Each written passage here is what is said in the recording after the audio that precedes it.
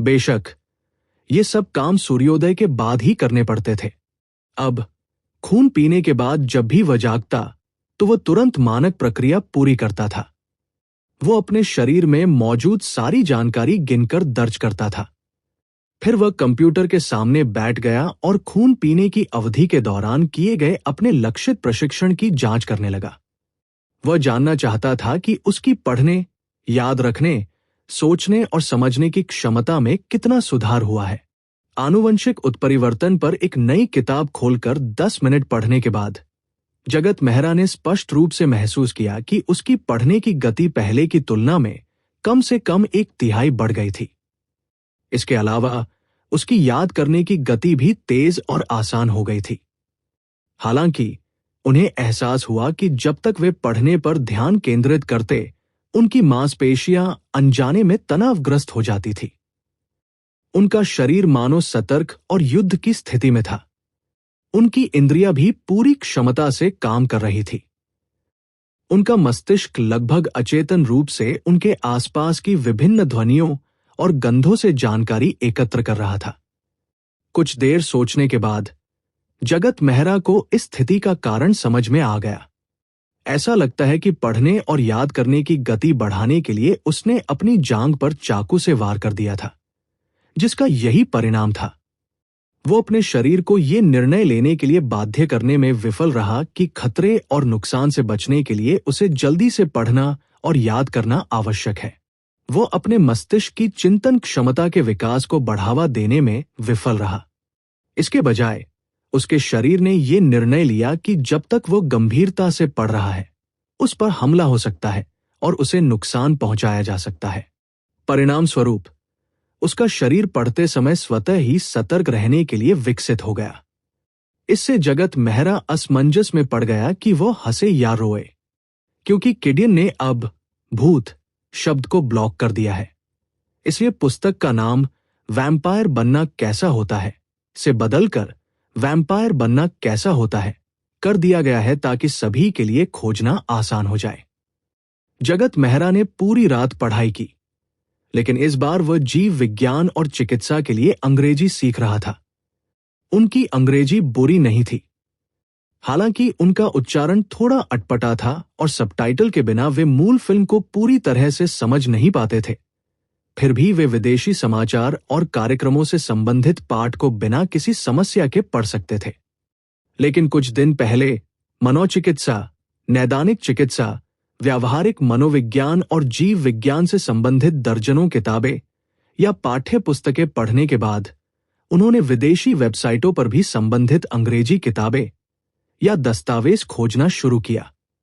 हालांकि उन्होंने पाया कि उनकी अंग्रेजी के स्तर के कारण वे बहुत सी सामग्री को समझ नहीं पा रहे थे। लेकिन अब उसकी सीखने की क्षमता पहले जैसी नहीं रही। उसकी पढ़ने की गति तो तेज थी ही, साथ ही उसकी याद करने की गति भी बहुत तेज थी। इस तरह से भाषा सीखना बहुत कारगर साबित हो रहा था। जगत मेहरा आह भरे बिना नहीं रह सका। अगर हाई स्कूल में उसकी यही हालत होती तो परीक्षाएं और बाकी सब कुछ उसके लिए बहुत आसान होता। अगर उसे पढ़ाई के लिए एक सेमेस्टर दिया जाता तो उसका अनुमान था कि भले ही वो कॉलेज प्रवेश परीक्षा में प्रांत का शीर्ष अंक प्राप्त करने वाला न बन पाए, लेकिन शीर्ष 3 या शीर्ष 5 में आना उसके लिए कोई समस्या नहीं होनी चाहिए। सूर्योदय के बाद उन्होंने एसएफ एक्सप्रेस को फोन किया और टिश्यू 2 इंच भेज दिया। फिर वो लिविंग रूम में गया और डाइनिंग टेबल पर अपना फोन, एक सिक्का, एक खाली A4 पेपर, एक प्रिंट किया हुआ A4 पेपर और एक बॉल पॉइंट पेन की गोली रख दी। उसने सबसे पहले अपने फोन को देखा और टाइमर शुरू करने के लिए अपनी इलेक्ट्रॉनिक घड़ी निकाली। 1 घंटा बीत गया और उसकी आंखों के सामने न तो सफेद रोशनी की कोई चमक दिखाई दी, न ही कोई अन्य असामान्य घटना घटी। उसने समय बर्बाद करना बंद कर दिया। इसके बजाय उसने अगले लक्ष्य पर ध्यान केंद्रित किया, जो कि 2006 का $1 का सिक्का था। जगत मेहरा जानता था कि यह चीन में 4थी पीढ़ी का सिक्का है। इसकी स्टील की कोर पर निकल की परत चढ़ी हुई थी। इसका वजन 6 ग्राम, व्यास 2.5 सेंटीमीटर, मोटाई 0.15 सेंटीमीटर, आयतन 0.74 घन सेंटीमीटर और घनत्व 8.15 ग्राम प्रति घन सेंटीमीटर था। उस पर कई तरह की गंध आ रही थी। सबसे स्पष्ट गंध इंजन ऑयल की थी। शायद पिछला मालिक मैकेनिक था या किसी ऐसे पेशे से जुड़ा था जिसमें मशीनों के साथ बार बार संपर्क करना पड़ता था। बाकी चीजों को तो बहुत से लोगों से केवल सूंघकर ही समझा जा सकता था, लेकिन अधिक विस्तृत जानकारी प्राप्त करना मुश्किल था। उस पर कई छोटे छोटे खरोंच भी थे। शायद गिरने पर वो जमीन से रगड़ खा गया होगा। जब इलेक्ट्रॉनिक घड़ी में 42 मिनट दिखाई दिए तो जगत मेहरा की आंखों में एक सफेद रोशनी चमकी, जिससे यह साबित हो गया कि सिक्के के उनके अवलोकन से परिणाम प्राप्त हुए थे। इसके बाद एक 4 आकार के 2 कागजों का भी अवलोकन किया गया। 31 मिनट और 33 मिनट पर जगत मेहरा की आंखों में सफेद रोशनी दिखाई दी।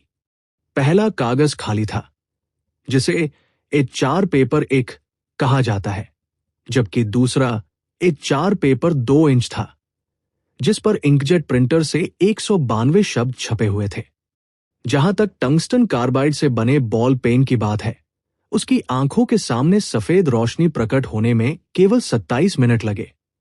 प्रयोग के लिए चुने गए 5 लक्ष्यों में से 4 सफल रहे और 1 असफल। हालांकि इसमें केवल 1 घंटा लगा, लेकिन उसे लगभग पूरा यकीन था कि अगर वो टिश्यू 1 की तरह 16 घंटे तक भी अपने फोन को घूरता रहता तो भी शायद कोई परिणाम नहीं निकलता। इससे वह सफेद रोशनी उत्पन्न नहीं होती जो उसकी आंखों के सामने सब कुछ ढक लेती। क्या इसका संबंध लक्ष्य की संरचना से हो सकता है? मोबाइल फोन बहुत जटिल था।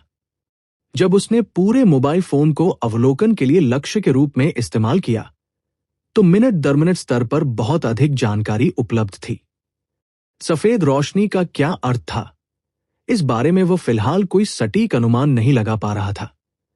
उसे अस्पष्ट रूप से महसूस हो रहा था कि यह शुद्ध प्रकाश नहीं था। ऐसा लग रहा था कि इसमें कुछ और जानकारी भी समाहित थी, लेकिन वह अपनी आंखों से उसे स्पष्ट रूप से नहीं देख पा रहा था। जगत मेहरा केवल यही अनुमान लगा सकता था कि शायद अवलोकन प्रक्रिया के दौरान उसके शरीर, मस्तिष्क या चेतना ने वस्तु द्वारा उत्सर्जित कुछ विशेष कणों को सफलतापूर्वक पहचान लिया था और उन्हें अपने शरीर में समाहित कर लिया था। रक्त पीने के बाद उसके शरीर में परिवर्तन हुआ और उसे इन कणों की अवस्था संबंधी जानकारी पढ़ने की क्षमता प्राप्त हो गई। कणों की अवस्था संबंधी जानकारी को पढ़ने के संदर्भ में वो उन वस्तुओं की स्थिति का निर्धारण कैसे कर सकता था? शायद इसका कारण यह था कि उसके द्वारा अवशोषित कुछ कण वस्तु के मूल कणों से उलझे हुए थे। जब उसकी चेतना ने उसके शरीर पर मौजूद कणों का अवलोकन किया तो वो अपने शरीर पर मौजूद कणों की स्थिति से वस्तु पर मौजूद कणों की संबंधित स्थिति जान सका। वस्तु पर मौजूद कणों की स्थिति वर्तमान वातावरण से प्रभावित होकर बदलती रहती थी, जो वातावरण की जानकारी को प्रतिबिंबित करती थी। इस प्रकार वो वस्तु के स्थान को महसूस कर सकता था। जहां तक इस बात का सवाल है कि उसके शरीर और चेतना ने सूचना की व्याख्या कैसे की और कणों की स्थिति का अवलोकन कैसे किया, इसे केवल X द्वारा ही समझाया जा सकता है, जिसके कारण उसके शरीर में उत्परिवर्तन हुआ। बेशक ये सब जगत मेहरा के अनुमान और कल्पनाएं थी। उन्हें क्वांटम भौतिकी की केवल सतही समझ थी, जो उन्होंने 1 या 2 लोकप्रिय विज्ञान की किताबों और इंटरनेट पर कुछ समाचारों और लेखों के माध्यम से प्राप्त की थी। इसके अलावा वैज्ञानिक समुदाय में क्वांटम भौतिकी के विभिन्न सिद्धांत अभी भी बड़ी संख्या में अनुमानों की स्थिति में थे और अत्यंत अपूर्ण थे। बहरहाल जिन घटनाओं और सिद्धांतों को सामान्य विषयों द्वारा समझाया नहीं जा सकता था, उन्हें क्वांटम भौतिकी में साहसिक रूप से परिकल्पित किया जा सकता था। जहां तक ध्यानपूर्वक सत्यापन की बात है, जगत मेहरा को अभी इसकी आवश्यकता नहीं थी। उसे बस ये समझने की जरूरत थी कि ये क्षमता कैसे काम करती है और इसका बेहतर और अधिक कुशल तरीके से उपयोग करने का तरीका खोजना था। इसकी पुष्टि करने में लंबा समय लगना तय था। जगत मेहरा ने सिक्का, गेंद और एक 4 आकार के 2 कागज के टुकड़ों को एक सीलबंद पारदर्शी फिल्म बैग में डालकर एक भंडारण डिब्बे में रख दिया। उन्हें काम करने के लिए अगली बार खून पीने तक इंतजार करना पड़ा। जगत मेहरा ने समय देखा और रसोई की ओर चल पड़ा। उसने फ्रिज से खरगोश के 2 टुकड़े निकाले और उन्हें पिघलाना शुरू कर दिया। आज वह एक और रेसिपी में सुधार करने की कोशिश करने वाला था, लेकिन रसोई में थोड़ी देर देखने के बाद उसने पाया कि कई सामग्रियां और मसाले गायब थे। उसने उन्हें खरीदने के लिए सुपरमार्केट जाने का फैसला किया। सुपरमार्केट पहुंचने के बाद जगत मेहरा ने रेसिपी के लिए आवश्यक सामग्री नहीं खरीदी। इसके बजाय उसने प्रत्येक सामग्री की थोड़ी थोड़ी मात्रा खरीदी। ऐसा इसलिए हुआ क्योंकि अचानक उनके मन में एक विचार आया। वे यथासंभव अधिक से अधिक सामग्री एकत्र करना चाहते थे और फिर अपनी स्वाद और गंध क्षमताओं का उपयोग करके जानकारी दर्ज करना चाहते थे। भविष्य में वे केवल स्वाद और गंध से ही व्यंजनों में प्रयुक्त मसालों और उनकी मात्रा का अनुमान लगा सकेंगे। वे विभिन्न स्वादों के अनुरूप व्यंजनों में आवश्यक बदलाव भी कर सकेंगे। जगत मेहरा को अचानक खाना पकाने में दिलचस्पी हो गई। अपने उत्परिवर्तन से पहले, जब वह अभी भी सामान्य रूप से भोजन करने में सक्षम था, तब वह भोजन के प्रति जुनूनी व्यक्ति नहीं था। जब वह बाहर खाना खाता था, तो उसका नियमित विचार सरल और परेशानी रहित होता था, जैसे पश्चिमी fast food restaurant, Hindi noodle restaurant इत्यादि। घर लौटने पर वो ओट्स, इंस्टेंट नूडल्स या रास्ते में लाई हुई रोटी से अपना पेट भरता था। पिछली बार उपहार लौटाने के उद्देश्य से जगत मेहरा ने इंटरनेट पर मौजूद रेसिपी को अपने स्वाद के अनुसार संशोधित और बेहतर बनाने का प्रयास किया। उन्होंने मसालेदार खरगोश के मांस का एक बर्तन बनाया, जिसकी 706 और उनकी बेटी ने खूब प्रशंसा की। इसलिए वह रेसिपी में और सुधार करना चाहता था और अन्य व्यंजन बनाना चाहता था। यह कोई लक्षित प्रशिक्षण नहीं था, बल्कि एक विशुद्ध रुचि थी। यह रुचि भोजन की उनकी व्यक्तिगत खोज से उत्पन्न नहीं हुई थी। स्वाद, गंध और अन्य जानकारियों के आधार पर फिर सामग्रियों में बदलाव, अनुपात में परिवर्तन, आंच पर नियंत्रण, सामग्री की प्रक्रिया, विभिन्न समायोजनों के अनुसार अंत में रंग, सुगंध और स्वाद से परिपूर्ण व्यंजन तैयार होता था। फिर वह दूसरों की प्रतिक्रिया देखता था जब वे इसे चखते थे और दूसरों से प्रशंसा प्राप्त करता था। इस पूरी प्रक्रिया से उसे एक अवर्णनीय आनंद मिलता था। यह बिल्कुल वैसा ही था जैसा उनके विश्वविद्यालय के दिनों में था। शुरुआत में उन्होंने अभ्यास के लिए एक मुफ्त सॉफ्टवेयर बनाया और उसे इंटरनेट पर डाल दिया। बाद में जब उन्होंने देखा कि लोग इसे पसंद कर रहे हैं, तो उन्होंने इसमें नए फंक्शन जोड़ना, बग ठीक करना और लगातार नए संस्करण अपडेट करना शुरू कर दिया। उपयोगकर्ताओं की संख्या लगातार बढ़ती देखकर भले ही उन्हें कोई खास लाभ न मिल रहा हो, फिर भी उनके मन में एक गहरी संतुष्टि थी। यह प्रक्रिया ही उन्हें खुशी दे रही थी। अब उसे इस तरह की खुशी की जरूरत थी। इसके अलावा उसने कुछ देर बाद घर जाने के बारे में भी सोचा। अपनी मां के जन्मदिन पर वो उनके लिए स्वादिष्ट भोजन की एक पूरी मेज पकाएगा। उन्हें पूरा विश्वास था कि ये निश्चित रूप से एक ऐसा जन्मदिन का उपहार होगा जो उनकी मां को आश्चर्यचकित कर देगा। सभी प्रकार के मसाले खरीदने के बाद जगत मेहरा ने शॉपिंग कार्ट को मसालों वाले क्षेत्र में धकेल दिया। खनिज जल और शुद्ध जल के अलावा उसे किसी अन्य पेय की आवश्यकता नहीं थी। उत्परिवर्तन से पहले की तुलना में अब उसे बहुत कम पानी पीने की आवश्यकता होती थी। वह रश्मि सिंह और अन्य लोगों के लिए पेय खरीदने आया था। कुछ दिन पहले उन्होंने समूह में रविवार दोपहर को जगत मेहरा के घर पर ताश खेलने का समय तय किया था, जो कि कल दोपहर था। शुरू में तो वह मना करना चाहता था, लेकिन जब उसने उनके साथ बिताए पलों के बारे में सोचा, चाहे वो पैदल यात्रा हो, ताश खेलना हो, घुड़सवारी हो या तीरंदाजी, तो उसे लगा कि जैसे उन्होंने ही उसे आमंत्रित किया था। वे जिन जगहों पर जाते थे वो भी उन्हीं के द्वारा तय की जाती थी। दोस्तों के तौर पर उसे लग रहा था कि वो कुछ ज्यादा ही रूखा व्यवहार कर रहा है, तो वो मान गया। आखिरकार उसके घर में मौजूद 3 खरगोशों के अलावा उसके पास कोई और रहस्य नहीं था। उसके घर में वैसे तो कोई पेय पदार्थ या नाश्ता नहीं था, इसलिए उसे अकेले में इनकी जरूरत नहीं थी। लेकिन मेहमान आने वाले थे, इसलिए उसे कुछ तैयार करना पड़ा। पेय पदार्थ और नाश्ता खरीदने के बाद जगत मेहरा ने शॉपिंग कार्ट को धकेला और बिल चुकाने ही वाला था कि तभी उसकी नजर सामने वाली गली से एक बच्चे के दौड़ने पर पड़ी। उसने अनजाने में ही अपना पैर उठाया और मिनरल वाटर का एक डिब्बा गली के किनारे धकेल दिया। अगले ही पल बच्चा दौड़कर आ गया। उसकी मां उसके पीछे पीछे उसका नाम पुकारती हुई शॉपिंग कार्ट को धकेलते हुए उसके साथ चलने की कोशिश कर रही थी। पहले ही वहां से गुजर चुकी मां और बेटी को देखकर जगत मेहरा एक पल के लिए स्तब्ध रह गया। अगर उसने मिनरल वाटर का डिब्बा दूर नहीं धकेला होता तो बच्चा निश्चित रूप से ठोकर खाकर गिर जाता।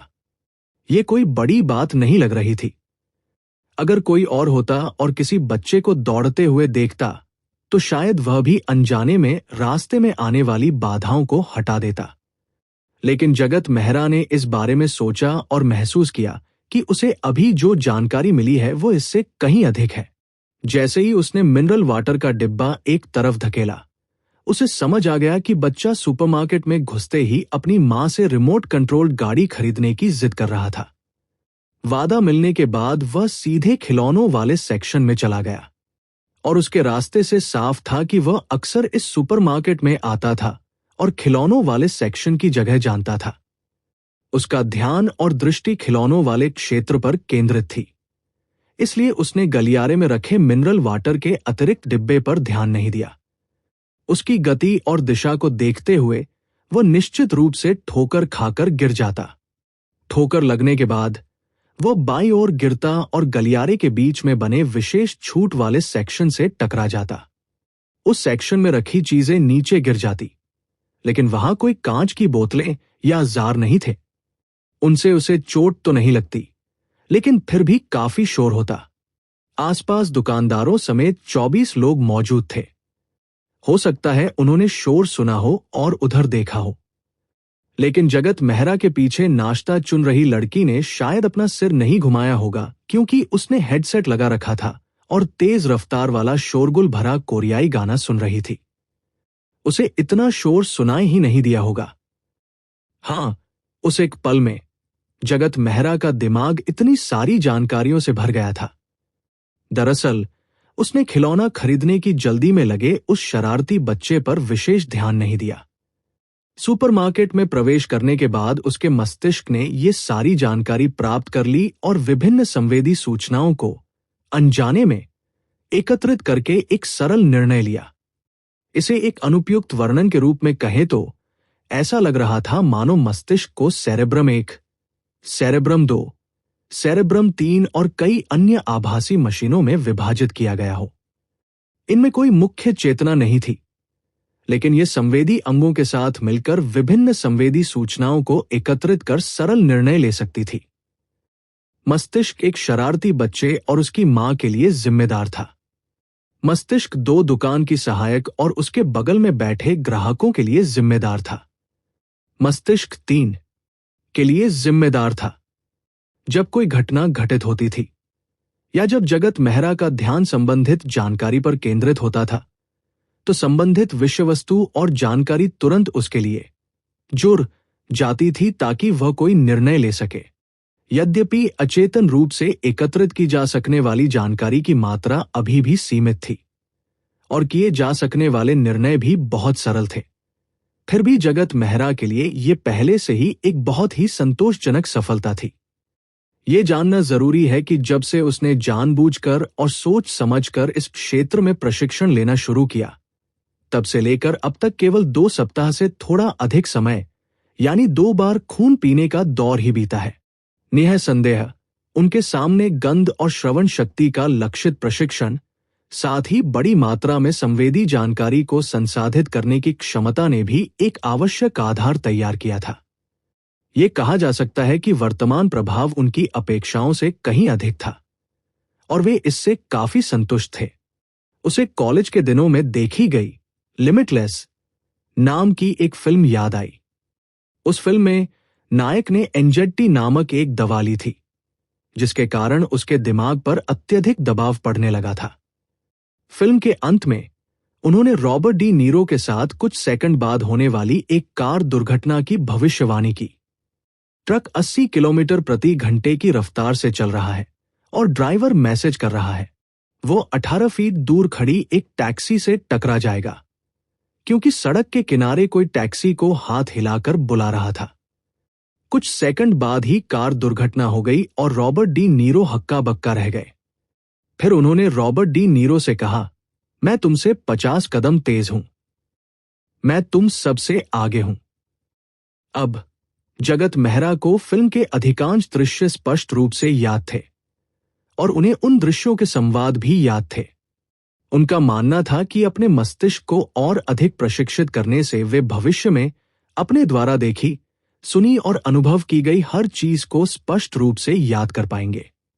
फिल्म के कुछ दृश्य कुछ ज्यादा ही अतिरंजित थे, लेकिन कुछ स्थितियां जगत मेहरा की वर्तमान स्थिति से मिलती जुलती थी। वह दूसरों से 50 कदम तेज तो नहीं था, लेकिन फिर भी 4-5 कदम तेज था। कई मामलों में 4-5 कदम तेज होना निर्णायक साबित हो सकता है। ये गति न केवल समय के संदर्भ में थी, बल्कि रणनीति के संदर्भ में भी थी। इतना ही नहीं, वो अभी भी विकास की प्रक्रिया में था। रविवार को दोपहर 1:10 बजे वादे के मुताबिक रश्मि सिंह, कविता बंसल और जिया राठौर जगत मेहरा के घर पहुंचे। घर में प्रवेश करने के बाद रश्मि सिंह ने जगत मेहरा से उन्हें घर दिखाने के लिए कहा। वे सभी जानते थे कि ये वही घर था जिसे उसने खरीदा था। चारों ओर देखने के बाद रश्मि सिंह ने भौहें चढ़ाकर पूछा, आपके घर में इतना कम फर्नीचर क्यों है? यहां तो सोफा भी नहीं है। घर साफ सुथरा तो था, लेकिन उसमें फर्नीचर और घरेलू उपकरण बहुत कम थे। छोटा सा घर बेहद खाली खाली लग रहा था। मैं अभी कुछ समय पहले ही यहां रहने आया हूं, इसलिए मेरे पास नया फर्नीचर खरीदने का समय नहीं था, जगत मेहरा ने सहजता से समझाया। दरअसल असली वजह यह थी कि वह घर बेचने या न बेचने को लेकर दुविधा में था और अब फर्नीचर और घरेलू उपकरण उसके किसी काम के नहीं थे। बहुत खूब, कितने प्यारे खरगोश हैं। कविता बंसल ने रसोई में जल्दी से 3 मांस वाले खरगोशों को ढूंढ लिया। रश्मि सिंह भी पास गई और किनारे पर पत्तों के बीच खरगोशों के साथ खेलने लगी। उसने प्रशंसा करते हुए कहा, कितने मोटे और बड़े खरगोश हैं। आपने उनका पालन पोषण कैसे किया? बस उन्हें और खिलाओ। जगत मेहरा ने याद दिलाया, उन्हें मत छुओ, वे काट लेंगे। दरअसल तीनों खरगोश इंसानों से बहुत डरते थे। इस समय वे लगभग एक गेंद की तरह सिकुड़कर बैठे थे। मुझे बिल्कुल उम्मीद नहीं थी कि आप पालतू जानवर पालेंगे, और वो भी खरगोश। रश्मि सिंह ने सिर हिलाया और हंस पड़ी। जगत मेहरा ने अपनी नाक को छुआ और शर्मिंदगी के मारे कुछ कह नहीं पाया। सोफे के न होने के कारण वे चारों केवल लिविंग रूम में डाइनिंग टेबल के चारों ओर ही बैठ सकते थे। रश्मि सिंह ने कहा कि वह आज 2 दिझून नहीं खेलेगी। वो इसके बजाय टेक्सास होल्ड एम खेलेगी। वो ताश और चिप से भरा एक डिब्बा लेकर आई थी। नियम यह था कि प्रत्येक व्यक्ति के पास 200 चिप्स थे। जो व्यक्ति सबसे पहले अपने सारे चिप्स हार जाता था, उसे बाकी 3 लोगों से एक-एक वादा करना होता था, या फिर प्रत्येक को 500 रुपए देने होते थे। जो व्यक्ति अपने सारे चिप्स जीत जाता था, वो बाकी 3 लोगों से एक-एक काम करने के लिए कह सकता था, या फिर वे प्रत्येक को 500 रुपए देने का विकल्प चुन सकते थे। अगर कई लोग एक ही समय में अपने सारे चिप्स खो देते थे, तो भी नियम एक जैसा ही होता था। उन्हें बचे हुए लोगों में से प्रत्येक को एक चीज देने का वादा करना पड़ता था, या प्रत्येक को 500 रुपए देने पड़ते थे। बेशक उन्होंने दूसरों से जो करने को कहा, वो पिछली बार के ट्रूथ और डेयर गेम जैसा ही था। ये कुछ ज्यादा ही कठिन नहीं हो सकता था। रश्मि सिंह और कविता बंसल ने पहले ही ये स्पष्ट कर दिया था कि अगर जगत मेहरा हार जाता है तो वे निश्चित रूप से उससे उन्हें भोजन कराने के लिए कहेंगे और वे भुगतान के लिए पैसे का इस्तेमाल नहीं कर सकते थे।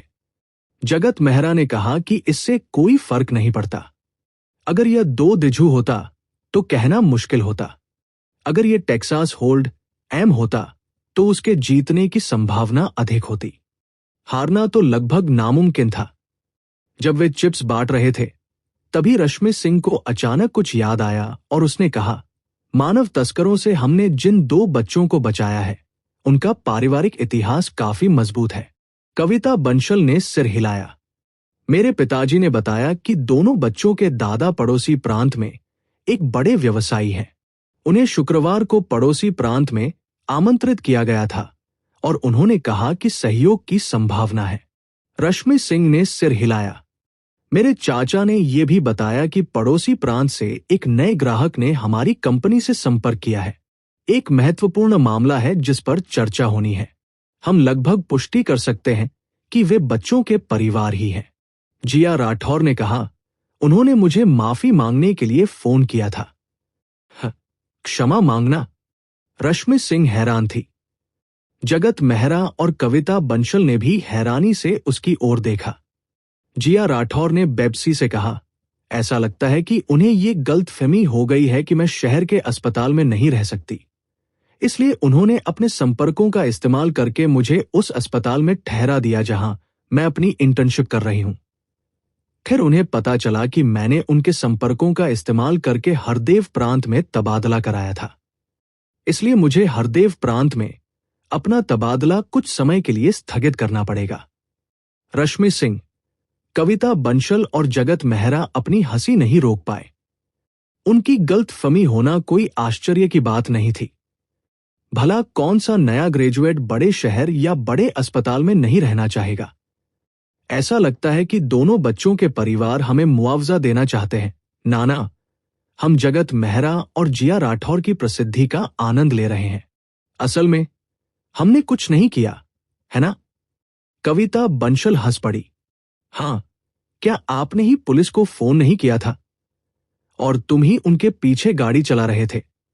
लेकिन तुम्हें गाड़ी चलाते समय बात करने और पीछे मुड़कर देखने की अपनी बुरी आदत बदलनी होगी। अगली बार मैं तुम्हारी पिटाई कर दूंगी, रश्मि सिंह ने कहा। हाँ, मैं जरूर बदलूंगा। कविता बंसल ने चावल चुगती हुई चूजे की तरह सिर हिलाया। फिर उसने जगत मेहरा से कहा, अच्छा, क्या उन्होंने आपसे या आपके परिवार से संपर्क किया? उन्होंने आपको धन्यवाद कैसे दिया? क्या उन्होंने आपके लिए नौकरी का इंतजाम किया? खैर, मुझे लगता है कि आप मना कर देंगे। जगत मेहरा ने अपनी नाक छुई। उन्होंने मुझे 200,000 रुपए दिए। उन्होंने अधिकारी चमन से सुना था कि दोनों बच्चों के परिवारों ने रश्मि सिंह और अन्य लोगों के प्रति अपना आभार व्यक्त कर दिया है। उन्होंने सोचा था कि उन्होंने प्रत्येक को 200,000 रुपए दिए होंगे, लेकिन उन्हें यह उम्मीद नहीं थी कि उन्होंने ये अलग अलग तरीकों से किया होगा। उन्हें ऐसा नहीं लगा कि उन 2 बच्चों के परिवारों ने उन्हें सिर्फ इसलिए पैसे दिए क्योंकि वे उन्हें नीचा समझते थे।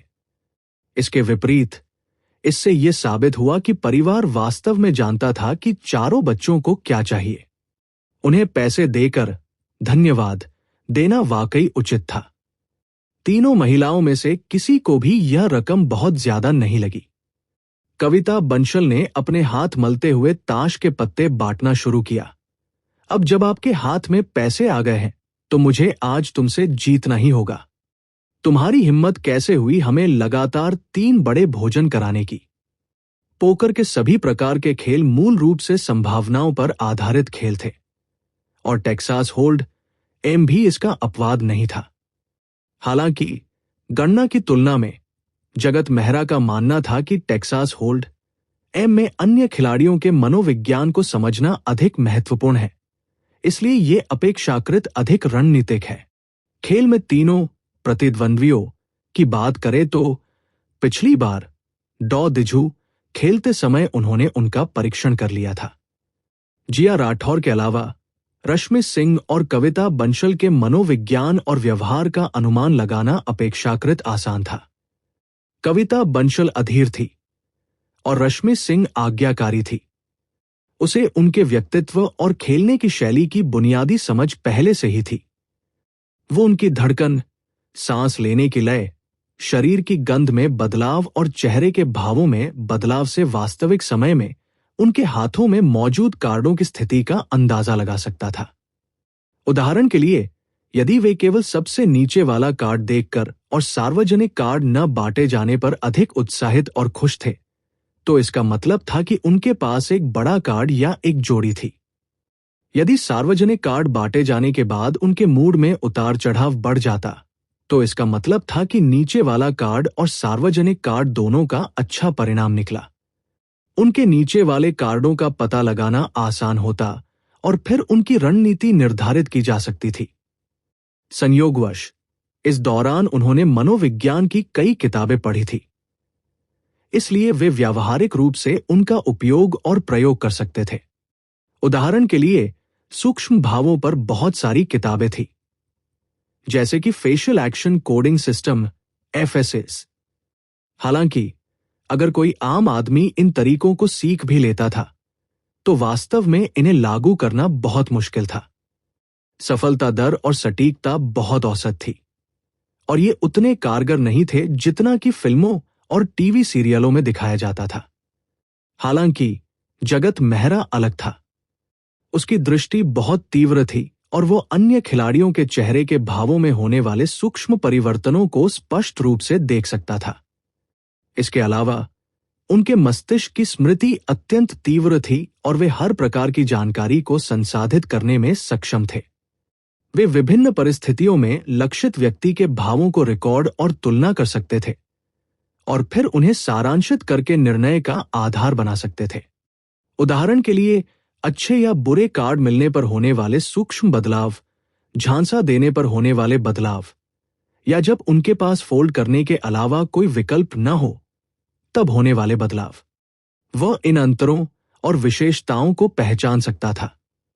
दिल की धड़कन की गति, गंध में बदलाव, सांस लेने की लय आदि जैसी सहायक सूचनाओं के अलावा उसकी निर्णय लेने की क्षमता एक हाई स्पीड कैमरे से लय से आई की तुलना में भी अधिक मजबूत थी।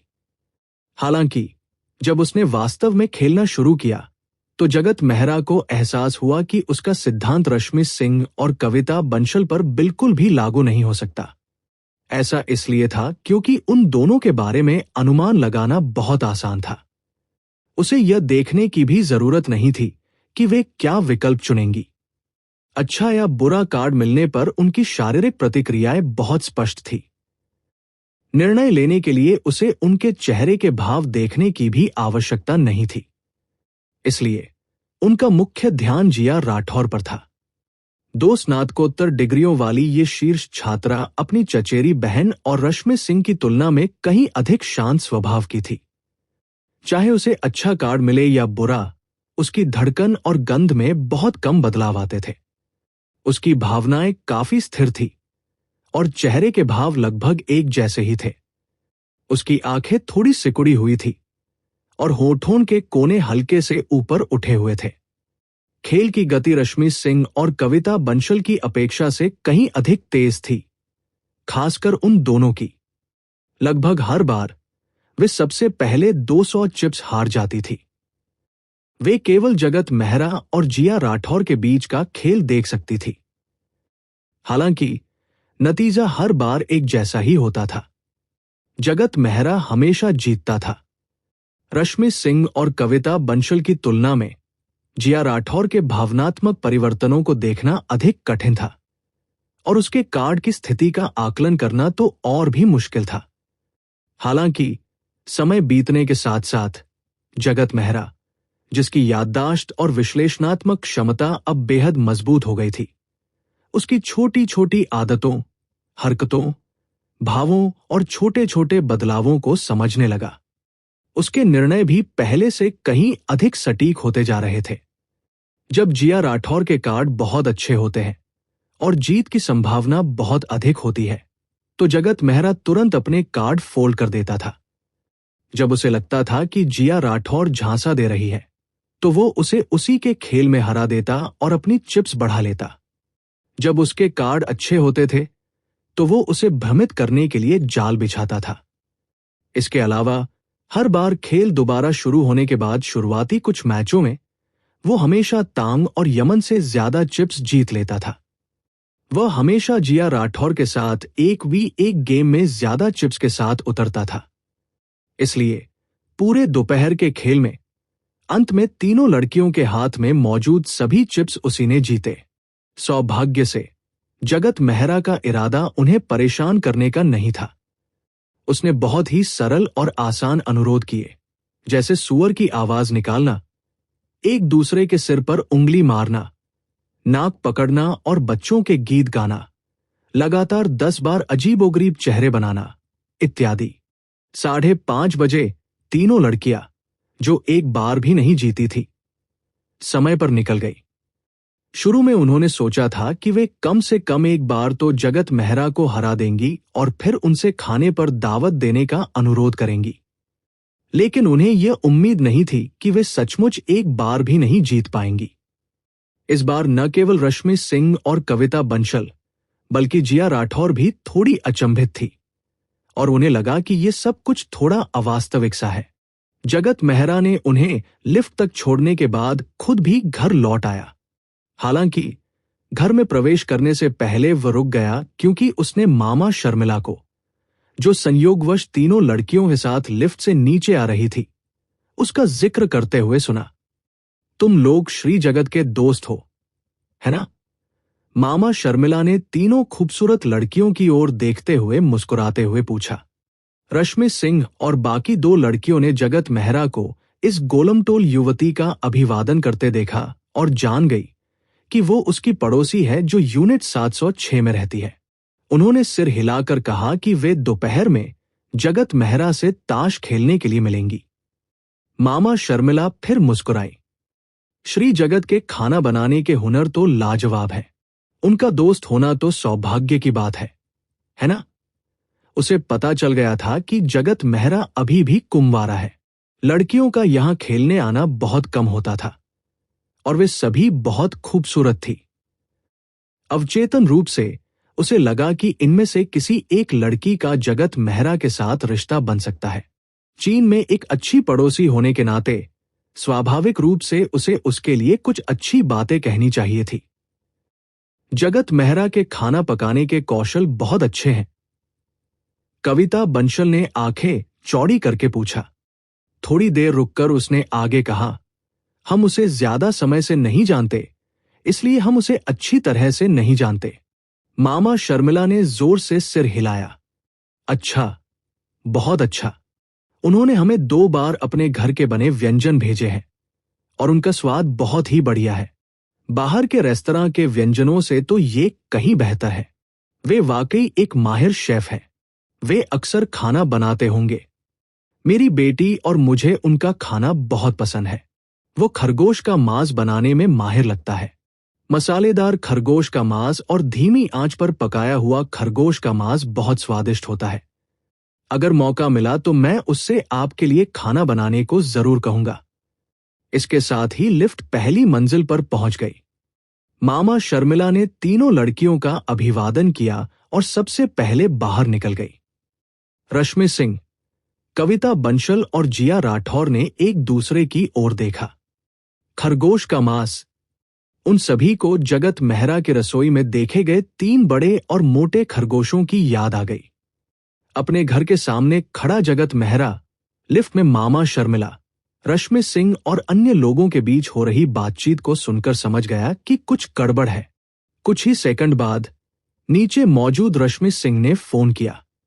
मैंने अभी हाल ही में खाना बनाना शुरू किया है और मुझे सिर्फ 2 व्यंजन बनाने आते हैं। मेरे पड़ोसियों ने मुझे घर के बने मीठे व्यंजन दिए। संयोगवश मैंने भी एक व्यंजन बनाने की कोशिश की, इसलिए मैंने भी बदले में उन्हें ये व्यंजन दे दिए। ऐसा इसलिए है क्योंकि उसने मेरे बारे में अच्छी बातें कही हैं। वो बढ़ा चढ़ाकर बोल रही है। मैं तो अभी शुरुआत कर रहा हूं। मैं बाहर के रेस्टोरेंट से बेहतर कैसे हो सकता हूं? शेफ, क्या तुम मजाक कर रहे हो? इस महीने से पहले मैंने जितनी बार खाना बनाया था उसकी संख्या 2 अंकों से अधिक नहीं थी। खरगोश का मांस क्यों? कुछ दिन पहले मैंने इंटरनेट पर खरगोश के मांस के उत्पादन का एक वीडियो देखा, इसलिए मुझे इसमें दिलचस्पी हो गई। जरूर, अगर आप में इसे चखने की हिम्मत है तो अगली बार मैं पहले से तैयारी कर लूंगा और आप सबको अपने प्रयोग के लिए आमंत्रित करूंगा। लेकिन अगर स्वाद खराब हो तो मुझे दोष मत देना। खरगोश का मांस नहीं खाना। क्यों?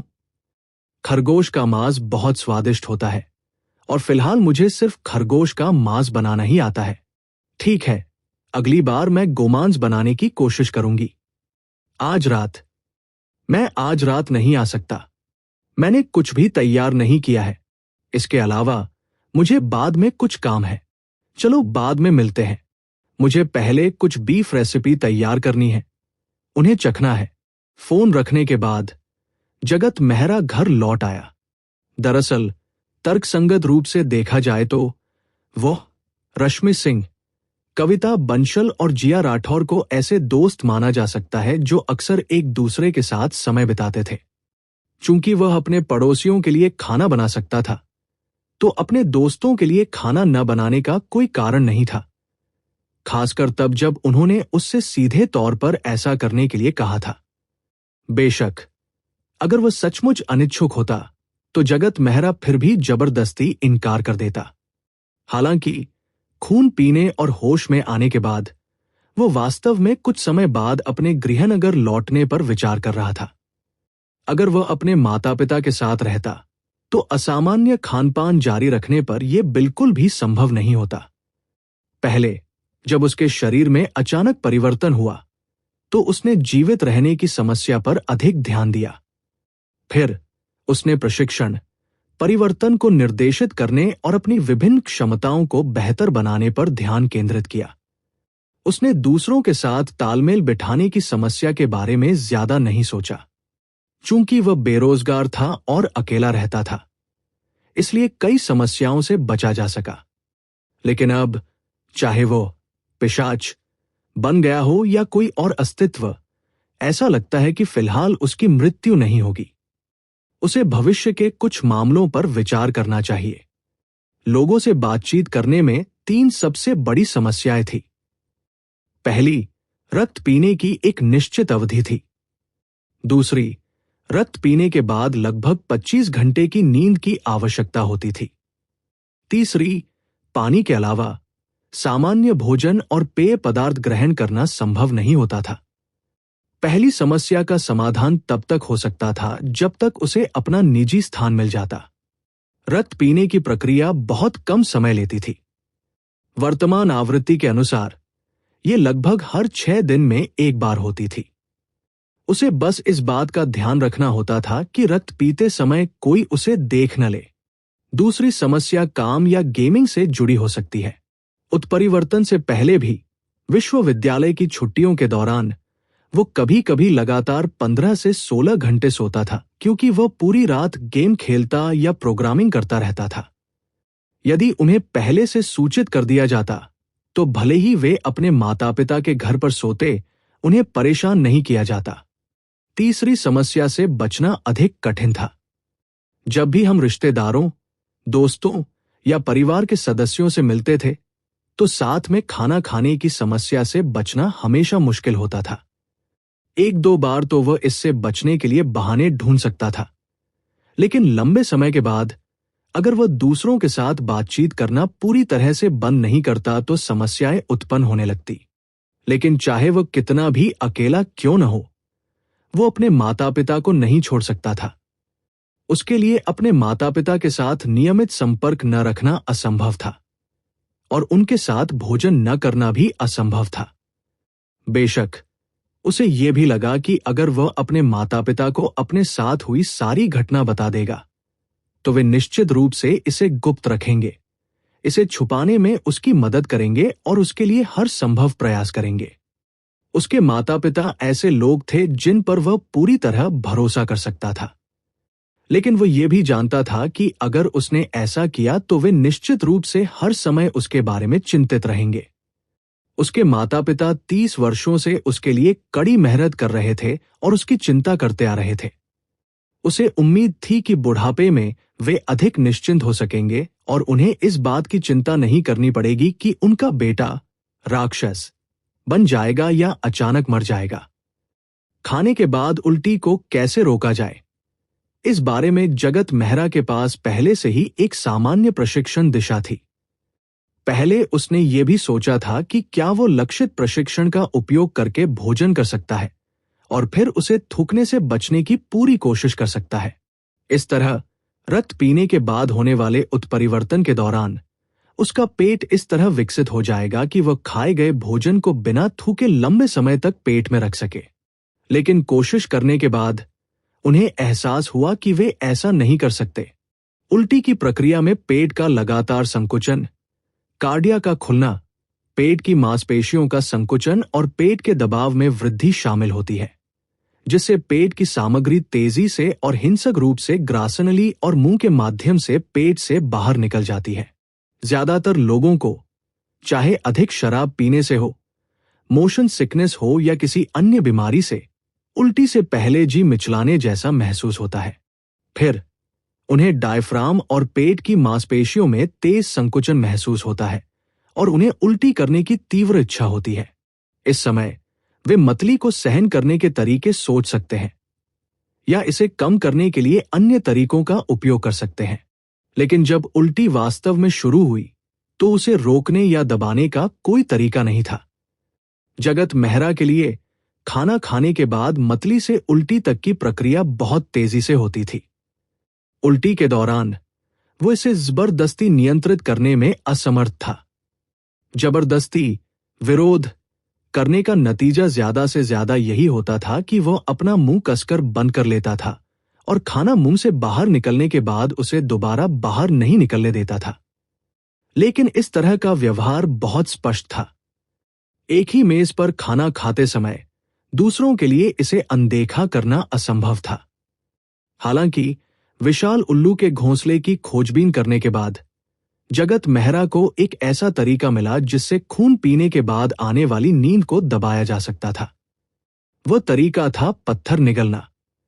पत्थर निगलने के बाद पेट में होने वाली बेचैनी और उल्टी करने की तीव्र इच्छा का सहारा लेकर वह जागता रहा। अन्य खाद्य पदार्थों की तुलना में पेट में पथरी का एहसास थोड़ा अलग था, क्योंकि वो स्पष्ट रूप से और रुक रुक कर पथरी की रूपरेखा को महसूस कर सकता था। इसलिए जब पेट सिकुड़ने लगता था तो वो पथरी के एहसास का उपयोग करके पेट के एक हिस्से को नियंत्रित कर सकता था और पेट के संकुचन को जबरदस्ती दबा सकता था। हालांकि ये प्रक्रिया दर्दनाक थी, लेकिन इससे उल्टी को रोका जा सकता था। जगत मेहरा को लगा कि ये उत्परिवर्तन के बाद पेट में हुए संरचनात्मक परिवर्तनों के कारण होना चाहिए। यदि ये उत्परिवर्तन से पहले की बात होती तो पथरी निगलने से पाचन संबंधी समस्याओं के कारण अधिक से अधिक पेट में दर्द होता। लेकिन अब वो पेट में पथरी की स्थिति और रूपरेखा को स्पष्ट रूप से महसूस कर सकता था और इसका उपयोग उल्टी को रोकने के लिए कर सकता था। इस तथ्य से कि विशाल उल्लू भी ऐसा कर सकता था, यह साबित होता है कि उसका पेट, जो मुख्य रूप से ताजा रक्त को पचाता और अवशोषित करता था, ही उसकी इस क्षमता का कारण था। जगत मेहरा ने सबसे पहले अपने द्वारा खरीदे गए चिकने पत्थरों को निकाला, उन्हें धोया और निगल लिया। फिर उसने सीधे 480 मिलीलीटर की उम्मिंग की बोतल उठाई और पूरी पी गया। ये पेय पदार्थ उसने आज रश्मि सिंह और अन्य लोगों के मनोरंजन के लिए खरीदे थे। जगत मेहरा ने अनुमान लगाया कि उल्टी की प्रक्रिया पेट में मौजूद और गैरमौजूद चीजों में कोई भेद नहीं करती। इसलिए जब तक वह पथरी को रोक सकता है, तब तक वो उल्टी को भी रोक सकता है और पेट में मौजूद अन्य चीजें स्वाभाविक रूप से पच जाएंगी। 20 सेकंड बाद पफ, जगत मेहरा ने अभी अभी पिया हुआ पेय गुस्से से थूक दिया, जिससे वो पूरे रसोई घर में फैल गया। अंत में उसने अपने मुंह में फंसा पत्थर अपने हाथ में थूक दिया। हालांकि ये प्रयास विफल रहा, लेकिन जगत मेहरा निराश नहीं हुआ, क्योंकि उस पेय की बोतल पीने के बाद उसके पेट में हो रही पथरी जैसी अनुभूति पर कोई असर नहीं हुआ। तो इस प्रयोग से उन्हें पता चला कि वे बहुत अधिक तरल भोजन नहीं खा सकते। फिर जगत मेहरा ने पहले से खरीदे हुए स्नैक्स खोले और प्रयोग जारी रखा।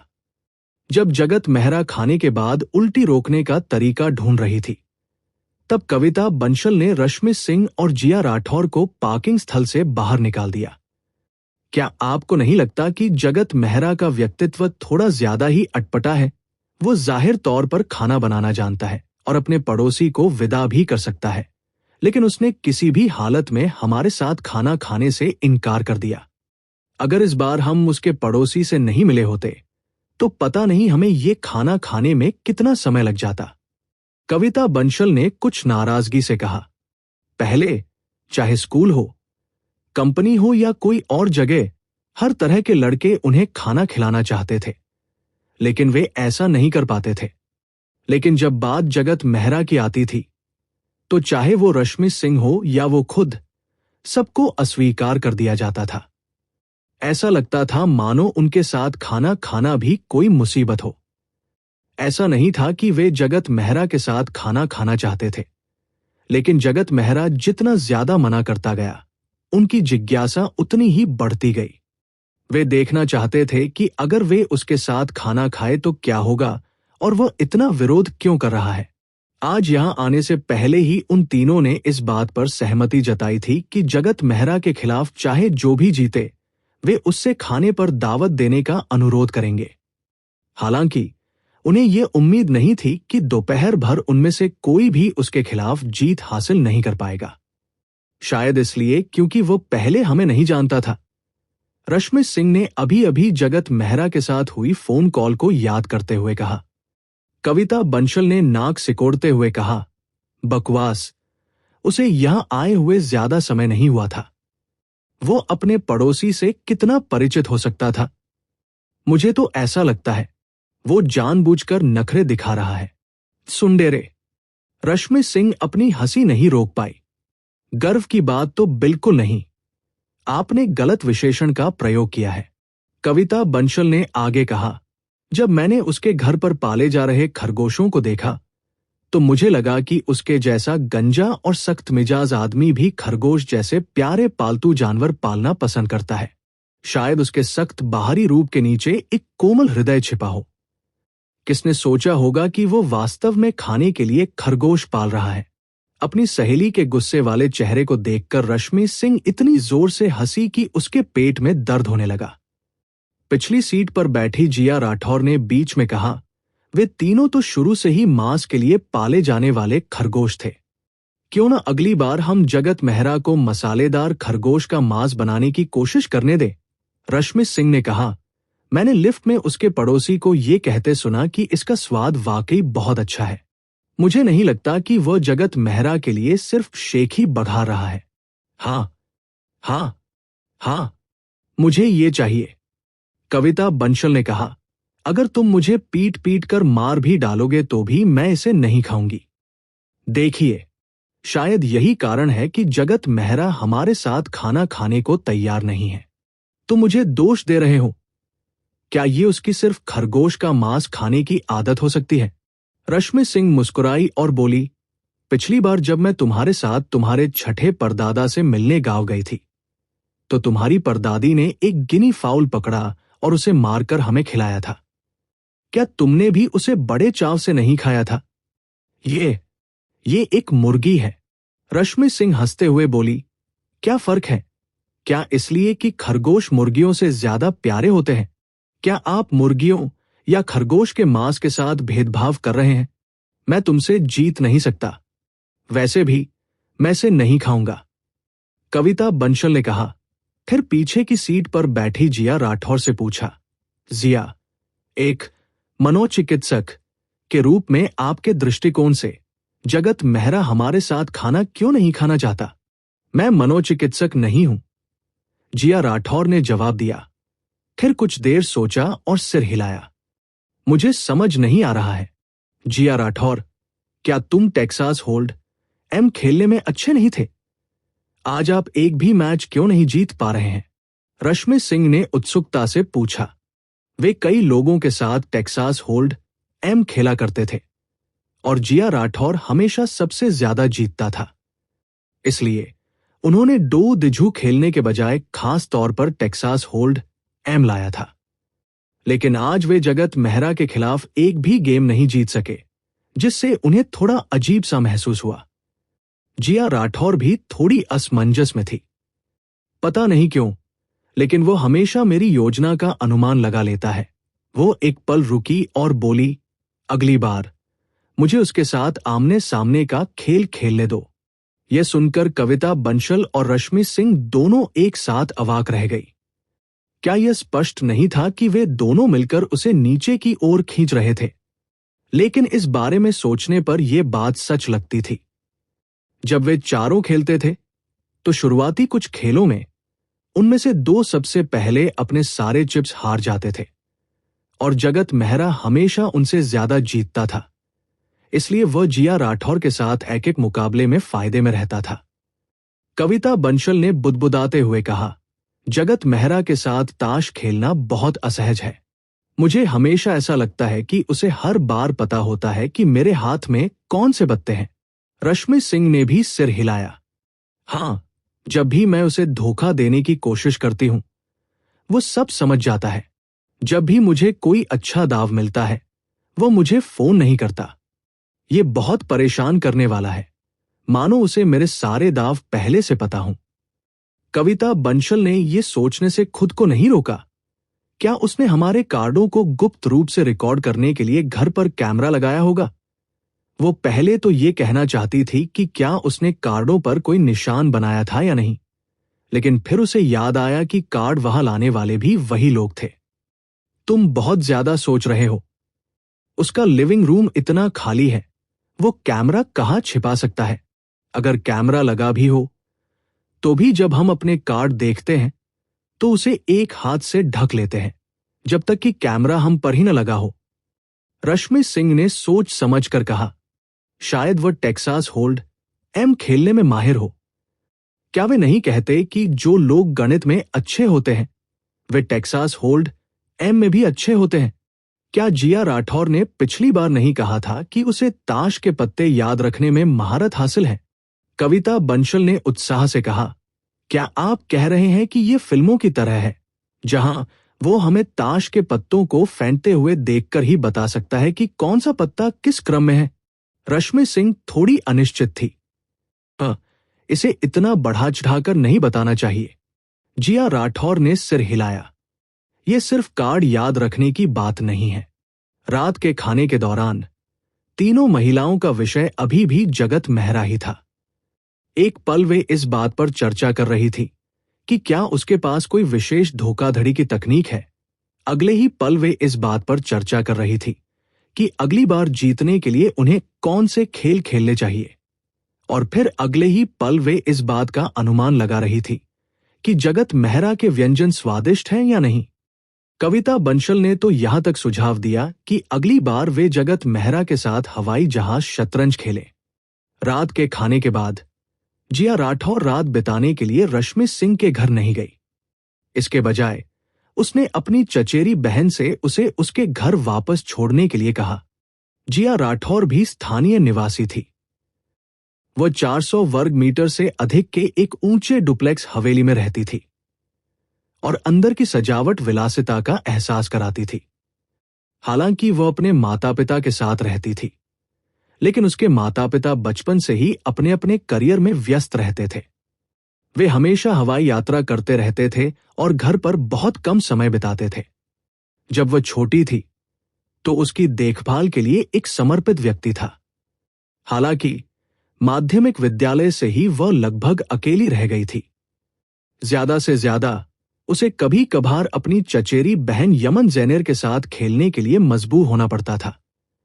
फिंगरप्रिंट पासवर्ड लॉक खोलने के बाद स्वचालित रूप से लाइट जल गई। उस विशाल घर में कोई नहीं था। हालांकि जिया राठौर के लिए अकेले रहना वास्तव में अधिक आरामदायक था। दरवाजा बंद करने के बाद उसने चप्पलें पहनी और अपने कपड़े उतारने लगी। अपनी टी शर्ट और ट्रैक पैंट उतारने के बाद उसने अपने अंडरवियर और ब्रा भी उतार दिए। वह पूरी तरह नग्न थी। वह कमरे में गई, अलमारी खोली और लापरवाही से ट्रैक पैंट और एक बड़ी टी शर्ट निकालकर पहनने लगी। फिर वो कंप्यूटर की कुर्सी पर बैठ गई। उसने कंप्यूटर को चालू किया, पासवर्ड दर्ज किया और सिस्टम में प्रवेश किया। उसने सीधे फोल्डर का नाम दर्ज किया और एक छिपे हुए फोल्डर में प्रवेश किया। फिर उसने पासवर्ड दर्ज किया और फोल्डर में प्रवेश किया। ये एक फोल्डर था जिसमें सैकड़ों डॉक फाइलें थी। प्रत्येक फोल्डर का नाम अक्षरों और संख्याओं की एक स्ट्रिंग थी।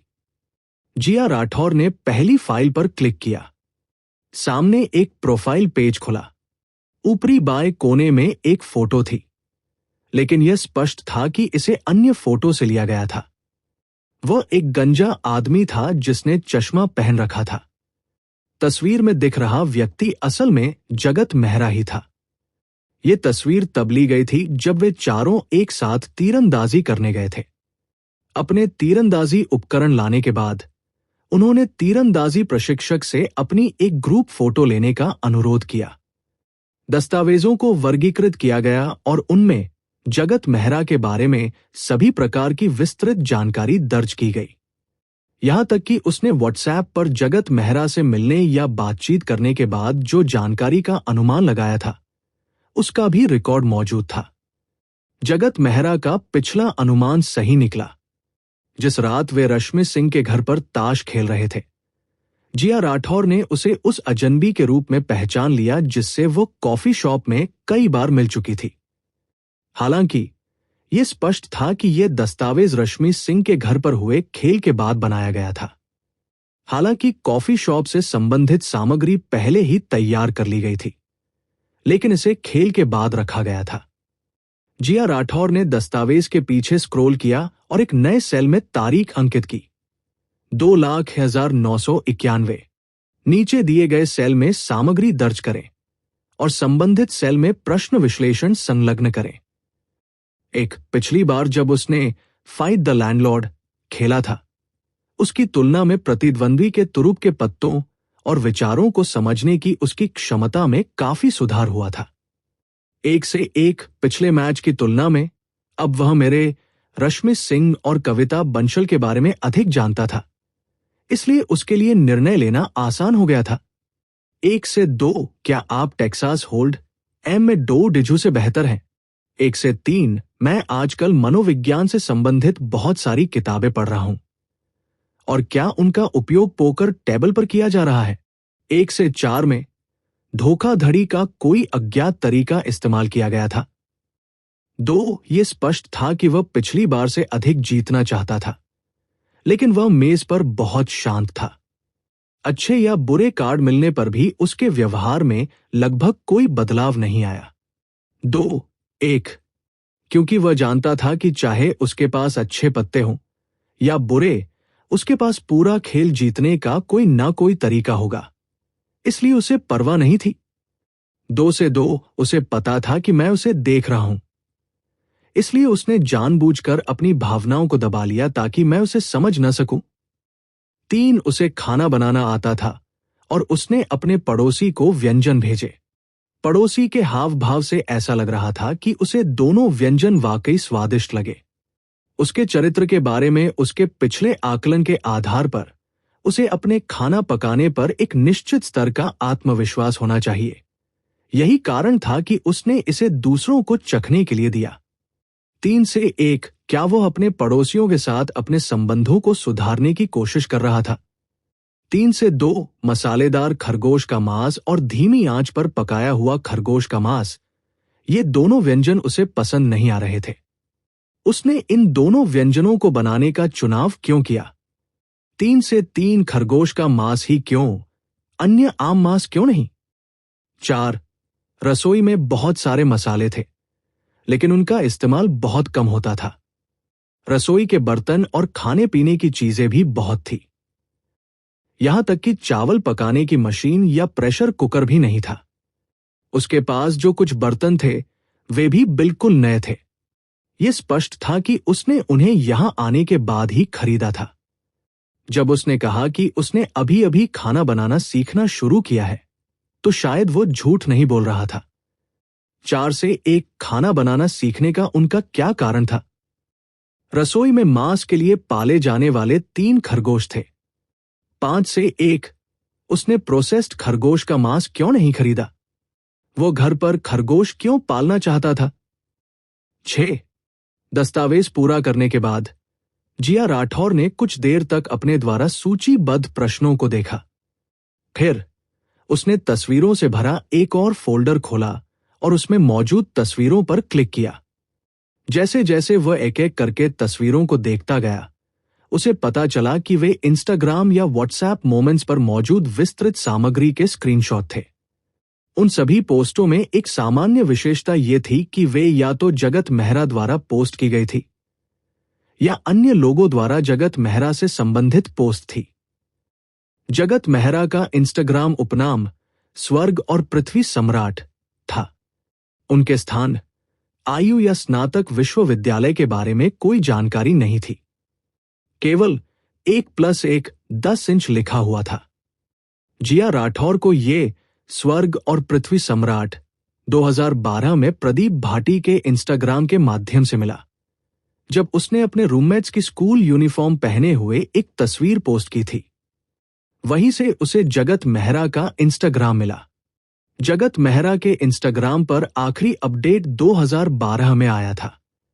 उसमें भी उनके रूममेट्स की स्कूल यूनिफॉर्म पहने हुए एक तस्वीर थी। उसके बाद से कोई अपडेट नहीं आया, नहीं कोई लाइक, रिपोस्ट या कुछ और। 2012 से पहले पोस्ट की गई सामग्री या तो virtual reality, artificial intelligence, machine learning, neural network जैसी नई तकनीकों के बारे में थी, या फिर चर्चाओं और भविष्यवाणियों के बारे में थी।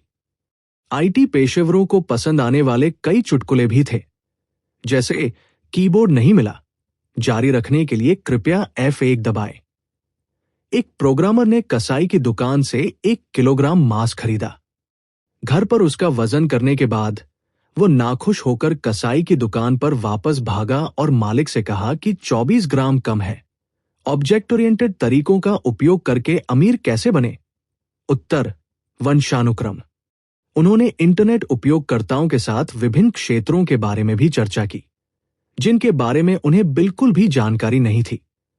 जैसे कि मैं अपने बाएं हाथ से जावा और दाएं हाथ से C++ का उपयोग कर रहा हूं। मुझे पाइथन क्यों सीखना चाहिए?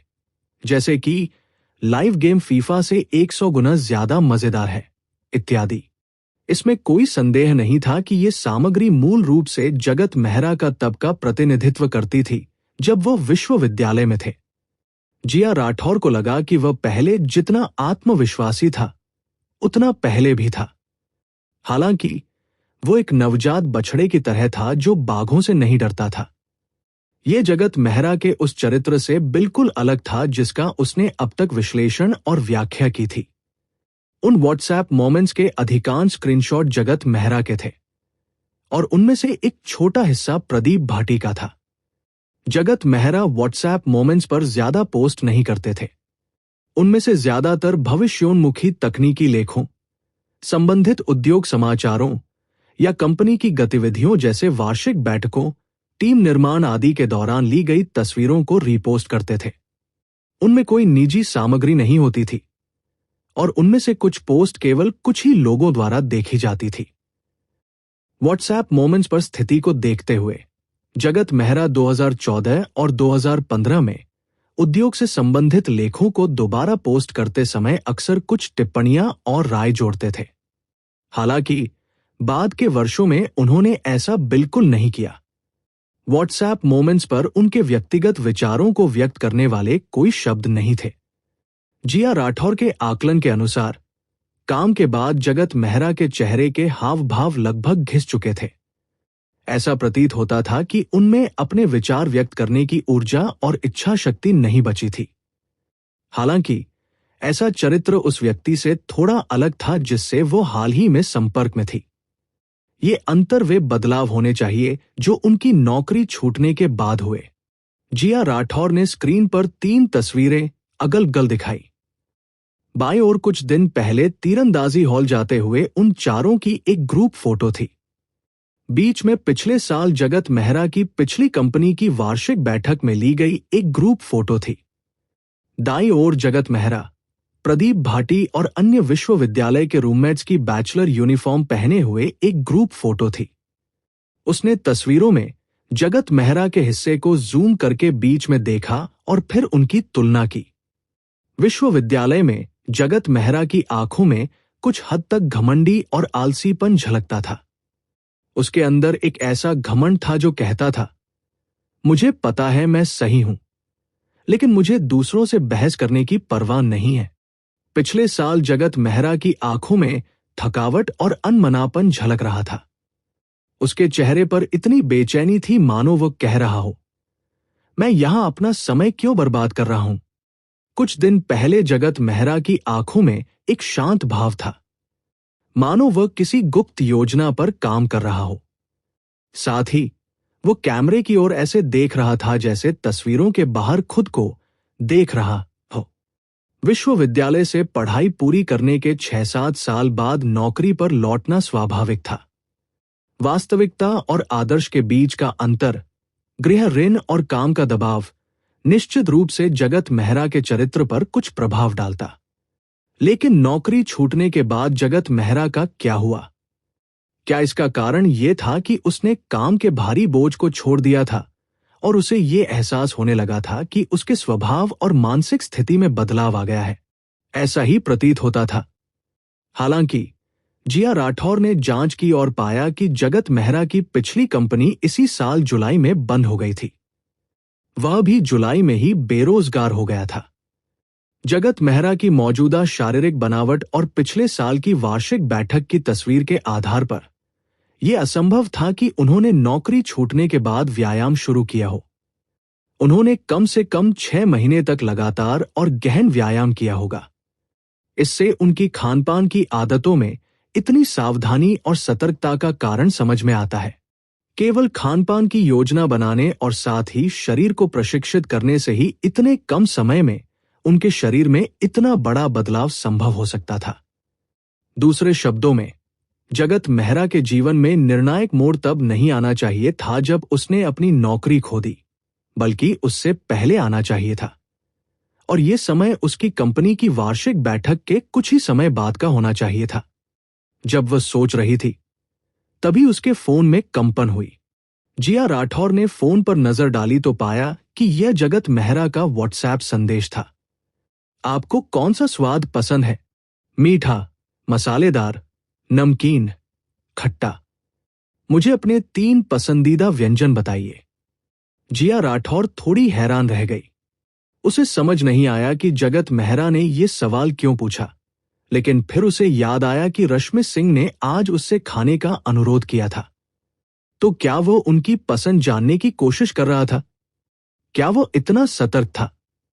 उसने एक पल सोचा और जवाब दिया, स्वादिष्ट, कुरकुरे सूअर के पैर, स्मोक्ड हंस और नेपोलियन केक। जगत मेहरा ने ओके का इशारा करते हुए जवाब दिया और फिर पूछा, तुम्हारे चचेरे भाई और नानी के बारे में क्या? उन्हें क्या पसंद है? आप उनसे सीधे पूछ सकते हैं। मैं उनसे भी पूछूंगा, लेकिन मैं आपकी राय भी सुनना चाहता हूं। आप अपेक्षाकृत निष्पक्ष हैं। इस पर जिया राठौर ने जवाब दिया, वे खाने के मामले में नखरे नहीं करते। वे कुछ भी खा सकते हैं। जगत मेहरा के साथ संक्षिप्त बातचीत समाप्त करने के बाद जिया राठौर ने जगत मेहरा की तस्वीर वाला दस्तावेज खोला और उसमें कुछ पैराग्राफ जोड़े। फिर उसने जगत मेहरा का दस्तावेज बंद किया और अलग अलग नंबरों वाले 2 अन्य दस्तावेज खोले। इन दोनों दस्तावेजों के ऊपरी बाएं कोने पर क्रमशः रश्मि सिंह और कविता बंसल की तस्वीरें थी।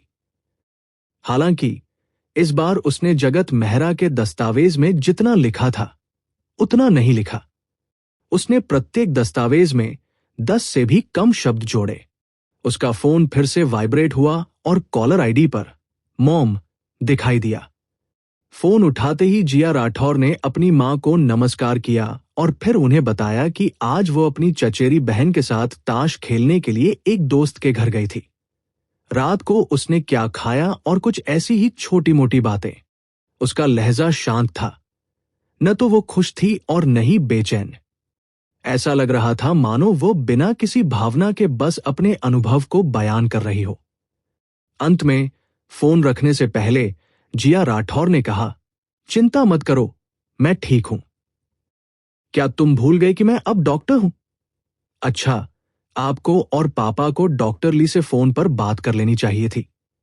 उन्होंने कहा था कि मैं ठीक हूं, है ना? ठीक है, मैं अपना ख्याल खुद रख लूंगा। वहां तो सुबह हो रही होगी, है ना? क्या आप कंपनी जाने की तैयारी कर रहे हैं? मैं लगभग आराम करने के लिए तैयार हूं। जब आप अगले महीने चीन लौटेंगे, तब मैं हरदेव प्रांत जा रहा हूंगा। अगर आपके पास समय हो, तो आप मुझसे मिलने आ सकते हैं। शुभ प्रभात। फोन रखने के बाद जिया राठौर कुछ देर तक कंप्यूटर के सामने बैठी रही। उसकी आंखें थोड़ी सिकुड़ी हुई थी। फिर उसने स्वचालित रूप से काली हो जाने वाली स्क्रीन को फिर से चालू किया, पिछला फोल्डर खोला और जगत मेहरा के दस्तावेज पर क्लिक किया।